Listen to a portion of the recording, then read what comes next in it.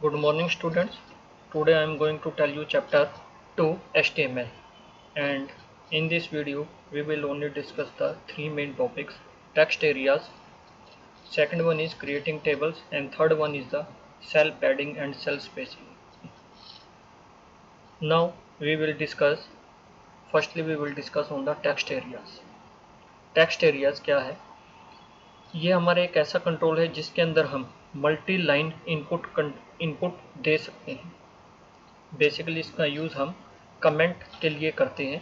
अगर आपको यूज़र्स के रिव्यूज़ जानने हो कि वो हमारी वेबसाइट के बारे में या फिर किसी भी इंफॉर्मेशन को हम लेना चाहते हैं regarding our website, our product, तब हम इस टेक्स्ट एरिया कंट्रोल का यूज़ करते हैं।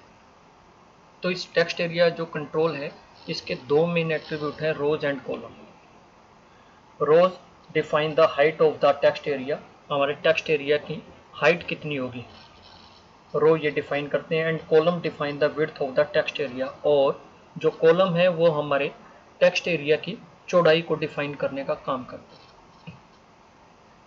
तो आगे इसका जो सिंटैक्स है वो क्या है, टेक्स्ट एरियाज हमने टैग लगाया और इस टैग के हमारे दो मेन एट्रीब्यूट हैं, रोज हमने यहाँ पर मेंशन की 5 एंड कॉलम मेंशन की 20, और हमने नाम दिया comment, and the text area tag को हमने using the front slash close किया। अब हम बात करते हैं इसकी कोडिंग की, जो हमने नोटपैड के अंदर लिखी हुई है। आपको बताया जब भी आपको अपनी वेब पेज के अंदर जो भी कंटेंट शो करने हो तो वो सारे के सारे टैग आपके बॉडी टैग के अंदर यूज होंगे। तो यहाँ पर हमने टेक्स्ट एरिया जो टैग है बॉडी टैग के अंदर यूज किया है, और उसके अंदर हमने उसके जो दो मेन एट्रीब्यूट थे वो मेंशन किया, रोज एंड द कॉलम। तो यहाँ पर मेंशन करने के बाद जब आपने अपने इस नोटपैड के अंदर जो आपने कोडिंग की थी इसको जब रन किया तो ये आपका वेब ब्राउज़र के अंदर रन होगा और इस तरह से आपका ये कंट्रोल शो हो जाएगा। देखिए आपके जो कंट्रोल टेक्स्ट एरिया जो कंट्रोल था उसकी जो हाइट थी वो हमारी रोज पर डिपेंड कर रही थी, और जो उसकी विड्थ थी वो हमारी कॉलम्स पर डिपेंड कर रही थी। तो इसके अंदर हमने फिर ये मल्टी लाइन के अंदर इनपुट इंसर्ट किया, हमने यहाँ पर ये टाइप किया। तो टेक्स्ट एरिया का जो मेन यूज़ है वो आप कमेंट के लिए करते हैं, यूज़र के रिव्यूज़ जानने के लिए। सेकंड हमारा टॉपिक है क्रिएटिंग टेबल। क्रिएटिंग टेबल हमारा क्या है, table mainly used for storing the data. This data may be in the form of images, links, information, etc. And table always contain the two main attributes, tr यानी कि table row and td table data. Rows जो है हमारी rows are defined from top to bottom, rows हमारी top से bottom की ओर चलती हैं, और जो जहां पर रो एंड कॉलम एक दूसरे को इंटरसेक्ट करते हैं वहां पर एक सेल क्रिएट होता है, and in the cell we store the data. Cells are defined from left to right, और सेल हमारे लेफ्ट टू राइट मूव करते हैं। And the main attribute of the table is border. By default there is no border drawn. जब भी आप table create करेंगे तो आपका कभी भी टेबल के अंदर बॉर्डर नहीं आएगा। If you want to specify the border you will need the border attribute.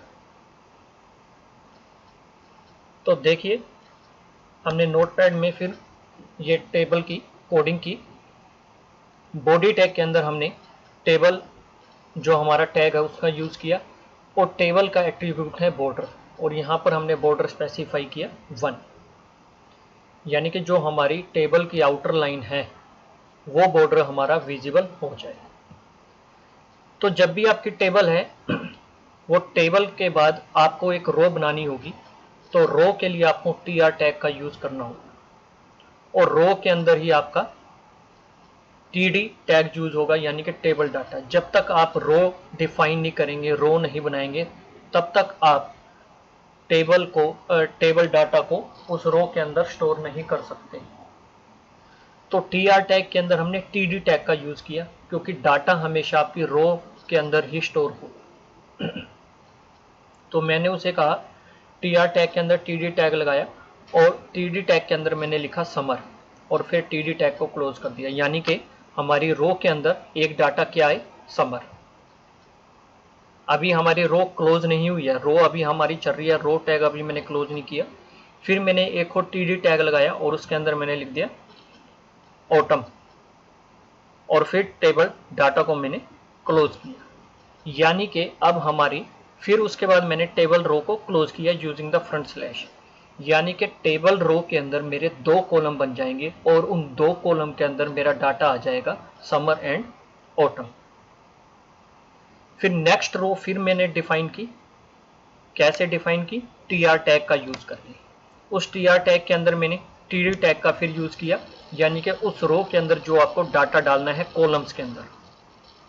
तो सबसे पहले मैंने टी डी टैग के अंदर लिखा spring, then T D tag को क्लोज किया, फिर मैंने दोबारा से टी डी टैग का यूज किया और उस टी डी टैग के अंदर मैंने डाटा डाला विंटर और टी डी टैग को क्लोज किया, देन टेबल रो क्लोज की, यानी कि अब हमारी 2 रो बन चुकी हैं। एक टेबल रो के अंदर 2 कॉलम है जिसके अंदर डाटा आएगा summer and autumn. Second row जो आएगी हमारी, उसके अंदर 2 तरह का डाटा आएगा आपका, स्प्रिंग एंड द विंटर। और फिर मैंने टेबल टैग को क्लोज किया, देन बॉडी टैग क्लोज और लास्ट में HTML। जब हमने अपने इस नोटपैड के कोड को रन किया तो वेब ब्राउज़र में ये देखिए आपका इस तरह से आपको ये आउटपुट शो होगी। देखिए 2 रो हैं और 2 रो के अंदर हमारे 2 कॉलम हैं। फर्स्ट रो के अंदर जो हमारे 2 कॉलम है उसमें आ गया हमारा समर एंड ऑटम, और सेकंड जो रो है उसके अंदर 2 कॉलम है उसमें आया मेरा स्प्रिंग एंड विंटर। इस तरह से आप टेबल के अंदर रो और टीडी यानी कि टेबल डाटा के थ्रू डाटा एंटर कर सकते हैं। और टेबल की एक और आपकी एट्रीब्यूट है जिसका नाम है बॉर्डर। उसकी उस बॉर्डर एट्रीब्यूट के थ्रू आपकी टेबल की आउटर लाइन आ जाएगी, उसकी बाउंड्री विजिबल हो जाएगी। नेक्स्ट टॉपिक है हमारा cell padding and cell spacing. Cell spacing क्या है? सेल स्पेसिंग जो हमारा एट्रीब्यूट है ये सेल के बीच में स्पेस को डिफाइन करने का काम करता है। सेल के बीच में हमारा कितना स्पेस रहेगा। और सेल पैडिंग हमारा क्या करता है? Cell padding attribute define space between table cell padding represent the distance between cell border and the content within a cell। आपके जो सेल का जो बॉर्डर है और उस सेल के अंदर जो आपका कंटेंट है उन दोनों के बीच में ये डिस्टेंस को रिप्रेजेंट करता है। सेल का जो बॉर्डर है और उस सेल के अंदर जो आपका कंटेंट है, सेल के अंदर जो कंटेंट है और जो उसका बॉर्डर है उसके बीच में डिस्टेंस जनरेट करने का काम हमारा ये सेल पैडिंग एट्रीब्यूट करता है। देखिए अब हम इसकी कोडिंग नोटपैड में कर रहे हैं। तो बॉडी टैग के अंदर मैंने सबसे पहले यूज किया टेबल टैग और बॉर्डर डिफाइन किया 1। फिर मैंने टेबल जो हमारा टैग है उसी के एट्रीब्यूट हैं ये cell padding and cell spacing. Cell padding मैंने डिफाइन किया 5 और सेल स्पेसिंग भी मैंने 5 किया, यानी कि सेल पैडिंग अब मेरा क्या करेगा, जो सेल के अंदर आपके कंटेंट हैं और सेल का जो बॉर्डर है उनके बीच में डिस्टेंस को सेल पैडिंग स्पेसिफाई करेगा। और सेल स्पेसिंग यानी कि सेल के बीच में, एक सेल से दूसरे सेल के बीच में जो स्पेस है उस स्पेस को स्पेसिफाई करने का काम क्या कौन कर रहा है, सेल स्पेसिंग। नेक्स्ट लाइन में मैंने देखिए टेबल रो डिफाइन की और उस टेबल रो के अंदर पहले तो हम टेबल डाटा को टीडी टैग का यूज कर रहे थे, लेकिन यहां पर अब मैं एक रो मैंने डिफाइन किया। अब मैं कॉलम की हेडिंग भी बना रहा हूं कि जो कॉलम है उन कॉलम में किस टाइप का आपका डाटा है। तो सबसे पहले कॉलम बनाने के लिए भी आपको रो चाहिए, तो मैंने TR टैग का यूज किया, टेबल रो बनाई और फिर मैंने TH यानी कि टेबल की आप हेडिंग जो बना चाह रहे हैं TH टैग का यूज किया और उसमें लिखा नेम, देन TH टैग को क्लोज किया। फिर मैंने एक और TH टैग का यूज किया और उसके अंदर लिखा मैंने सैलरी, देन टीएस टैग को यहाँ क्लोज किया, फिर मैंने टीआर टैग को क्लोज किया। यानी कि एक रो के अंदर मेरी 2 कॉलम होंगे और उन कॉलम्स की हेडिंग क्या है, नेम एंड सैलरी। अब देखिए नेक्स्ट रो मैंने जनरेट की टीआर टैग से। अब उन कॉलम्स के अंदर जो मेरी हेडिंग्स थी, उन हेडिंग के अकॉर्डिंग ही मैंने उन सेल्स के, उन कॉलम के अंदर डाटा को इंसर्ट किया। सबसे पहले मैंने टीडी टैग का यूज किया टेबल डाटा डालने के लिए, रमेश रमन, और फिर मैंने टीडी टैग को क्लोज किया।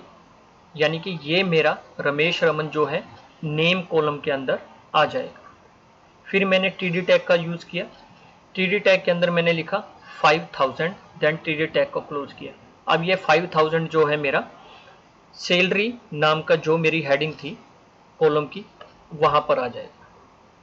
फिर मैंने टीआर टैग को क्लोज किया, फिर मैंने अगेन एक टीआर टैग का यूज किया, यानी कि रो अपनी जनरेट की, और उस रो के अंदर फिर मैंने टीडी टैग से डाटा इंसर्ट किया शबीर हुसैन, यानी कि नेम कॉलम के अंदर मेरा शबीर हुसैन आ जाएगा। फिर मैंने टीडी टैग का यूज करके सैलरी कॉलम के अंदर 7000 इंसर्ट किया, देन टीआर टैग को क्लोज किया, फिर मैंने टेबल टैग क्लोज की, then body tag, then HTML.